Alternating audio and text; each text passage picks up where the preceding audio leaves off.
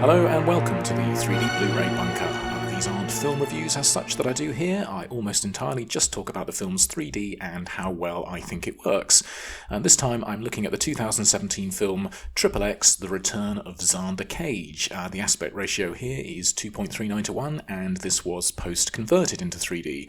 The film doesn't seem to make anything of what may be its unwitting homage to the 1980s 3D revival, when several movies like Jaws, Amityville and Friday the 13th all released a Part 3 in 3D. So whilst this is the third film in the series, it doesn't make any reference to that fact in its title, which to some of us old-timers is a little bit of a shame. Like those 1980s 3D films though, this one is very prepared to push things away out of the screen for some fun 3D thrills, and the opening shot of the film actually sets out its store very nicely, with several great 3D things going on all at once. So in this single shot you've got all of that space junk floating around in solid 3D space, the satellite pops out of the screen, and a piece of massive hyperstereo with the Earth presented as visibly spherical. It's a fantastic shot, and it's one that lets you know right from the beginning that this film is going to have some fun with its 3D. And it really is fun. So that satellite is a plot thing, with the bad guys causing it to crash down onto the planet, which is a great move as it allows for a nice flaming trail to come popping out of the screen whilst it's burning up on re-entry. And there is lots of stuff jumping out of the screen in this film. For example, if you show a gun with laser sights, it's perhaps an obvious shot to use, but I'm glad they do, and for a split second you might even worry that you've just had a laser beam shone towards your eyes.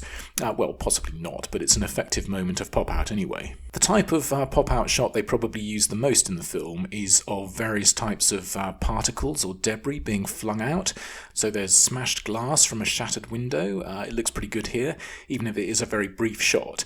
You might think that the 3D here could have benefited from being in slow motion, and I'm sure it could have, but that's no worry, because if they thought slow motion wasn't appropriate for this sequence, they do use it during plenty of other moments, including some with debris, like these little stones being kicked up and out of the screen during a chase sequence. And whilst these sparks aren't in slow motion, the shot does last for maybe a couple of seconds, which is just about long enough to enjoy the feeling of them flying out of the screen. And on the subject of shots lasting long enough, my only real criticism of the film as a whole, from a 3D point of view, is that it does feature quite a lot of fast cutting during the action scenes, and a bit of shaky cam too, so it perhaps wasn't assembled in a way to make the 3D look as good as it could have. And that's often a shame, as some of the shots look like they could have been fantastic, like these gorgeous rays of sunlight streaking through the trees, but this view is only on the screen for a few frames as the motorbikes go whizzing past. So, just away from the action for a moment, there are plenty of views where the composition of the shot works well in 3D, sometimes looking like it was framed specifically with 3D in mind, like the beads here hanging down in the foreground in front of this lady, or there's a meeting room where the view stretches deep into the frame and it's made much more interesting in 3D by the inclusion of those little lamps, which all sit nicely in their own 3D space, or Donnie Yen here, framed nicely by the building structure on either side of the screen, as well as that chain hanging down there put in for good measure. Or this place they go into looks good with its piles of stuff across the Z-axis, and there's something dangling down there and a ray of light, all nice little things to work well in 3D. And by the way, going back to that lady on the bed there are quite a few women in this film where maybe the camera lingers on their flesh for a little bit longer, and in a way that many people find to be a lot less acceptable than it used to be. The director Rob Cohen doesn't have quite as lecherous a camera as, say, Michael Bay. I don't know, maybe he does. So if this sort of thing is an issue for you, particularly the way the 3D brings dimension and volume to those curves, take this as a warning, or recommendation, as appropriate. Anyway, that aside, it's good to see that this is one of those films where the whole thing is very obviously in 3D. So things like this plane, which many films would show almost flat, is clearly sitting in 3D space, well ahead of the background, and the mist here has a clearly three-dimensional shape to it that adds to the atmosphere. There are views of a crowd here where the separation between every person looks very complete and distinct, and it's another one of those views where there may not have been an obvious need to make the 3D look this good, so once again this is more very good work by Stereo D, who did the conversion. There's a scene on a fire escape where the camera gets craned down through the view. Initially it's looking downwards and then moving to look upwards as the shot progresses, and it's another very nice and slightly unusual 3D shot. And seeing as they already knew that those staircases look good in 3D, we get to see some more, both the view up and the view down, and the 3D here does a good job of stretching the view deep into the screen. And top-down views always being a winner in 3D, so this quick moment of fighting is seen from an angle that lets the 3D show itself off. Maybe the most subtle bit of 3D composition, I thought, in a film that perhaps didn't set out to be praised for its subtlety, is this view inside a church. And I like the way that the characters have been placed somewhere about halfway down the aisle there. So there are pews in front of them and behind, which I think helps to position them alone in the building. It's a nice piece of less obvious but nonetheless effective 3D at work here. A bit more obvious, but still quite low-key, is this view of a fancy locking system, where its transparent design lets us see him tapping in the code from the other side. So that's another sort of nicely creative and quite cool piece of 3D. And going back to that opening shot with a hyperstereo view of the Earth, there are some other hyperstereo views in the film, one of which is this shot of these transmitter masts, and I wonder if we'll see anyone jump off one of those, which is a wider view than natural human vision, or what's maybe my favourite shot in the film, and that's this gorgeous hyperstereo view of New York at night. It's another shot that I wish had been held for a little bit longer, and this is one of those Blu-rays where it didn't freeze frame in 3D, at least not on the Sony player that I was using to watch it on. And that trick of pressing the down button that usually works didn't sort it out, which was a bit of a shame.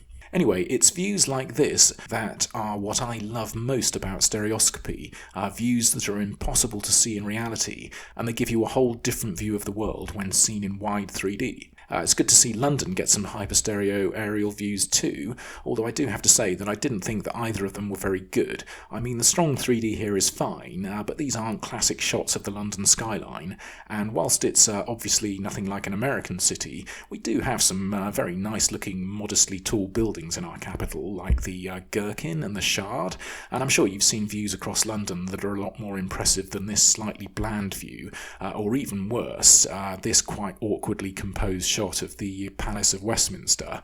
Like I say, the 3D is strong and enjoyable here, but I do think these are fairly uninspiring shots of London. So I mentioned that this was a post-converted 3D film, and I did notice one or two conversion errors, like the background behind the bench that he's sitting on didn't look quite right, and I know it sounds like nitpicking always, but these things do have a nasty habit of drawing attention to themselves, as our eyes are so sensitive to incorrect 3D placement that these errors do tend to stick out. And worse than that bench, though, is this shot where that steel crate, whose fine mesh sides probably cause problems in 2D as well, in maybe anything but the highest resolution. But in 3D, it's quite bad, and I'd have thought that if any stereographer had been present when they were filming this shot, he would have said, get that thing off the set immediately. So there were those transmitter towers that we saw earlier, and of course we see our man Vin Diesel removing himself from one of these in the only way that he really knows, which is obviously by jumping off. And it's a great 3D view looking down from high up, classic stuff. Unsurprisingly, this is a film with a whole load of guns, so you can expect to see those popping out of the screen. They're maybe not the best version of this most used 3D shot that I've seen, but they're perfectly okay. And on the subject of the film's guns, there's the fairly usual view through a telescopic sight that 3D films seem to like, and that's to say that they give the view that you'd see in reality in 2D a mild 3D makeover, so that the crosshairs are placed into 3D space in front of the view. It's not strictly correct maybe, but I'm all in favour of it. So there's the odd bit of low-key and subtle 3D here and there, but for the most part this film's obviously all about the action. And I mentioned before that there's some nice use of slow motion, like flying through the trees on these skis here, and this sequence has plenty of really good shots where the 3D is strong and effective. He also finds himself on a motorbike amongst trees, and like with those ski sequences, they do a surprisingly good job with the foliage here, so the trees and leaves are placed into 3D space very well. And from a 3D point of view, this is a great location to ride the bikes through, as the camera follows the bikes along through the trees. It looks excellent in 3D. And immediately after this sequence, the bike chase evolves into something kind of hilarious but brilliant, and I won't put up any images to spoil it, but it's a fantastically creative slice of ridiculous action. Those motorbikes are also used as an object to be thrust out of the screen into negative parallax a few times, so we definitely get our money's worth from them.